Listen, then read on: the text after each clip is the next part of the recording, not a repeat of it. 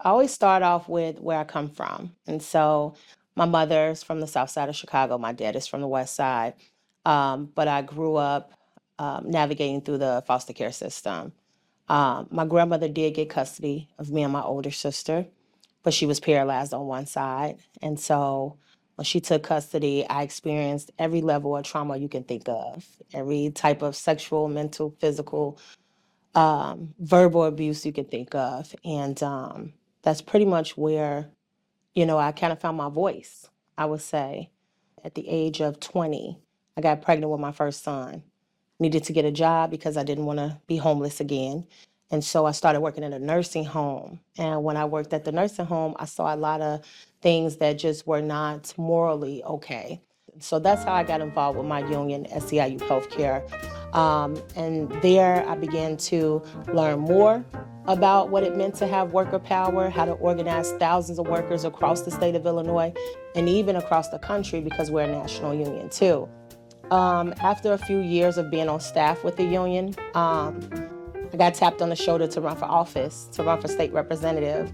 And I will say that that was not a part of my dream. I wanted to be a criminal justice lawyer, but God saw fit for me to go another route where I was still helping people, just not in a courtroom. And so I can give this advice to everybody, never doubt yourself, but oftentimes we do doubt ourselves because the statistic is that the thing about being an elected official, you gotta have nice clothes, you have to be married, you have to have this nice house with this white picket fence, you have to have this college degree, all of these things.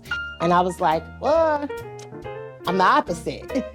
I'm a working mom. I'm a union activist. I have tattoos. I'm not afraid to show them, but also having that tough skin too. And then being able to collaborate, build relationships, and making sure that my issues, the issues of the district, were being heard.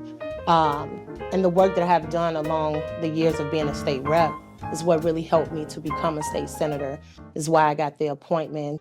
I learned the budget process so fast. And then just those relationships that I built throughout my time in the House, I was able to secure a massive amount of funding, which I funded throughout the entire 9th District. But this one particular group, they had a strong connection to the MACC Center.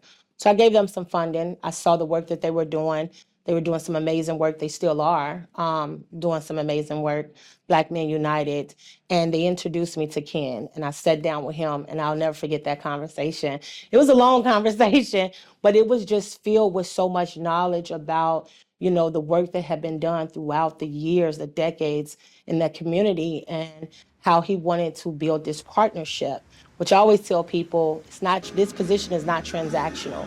It's about building a partnership in order to do what's best for the community.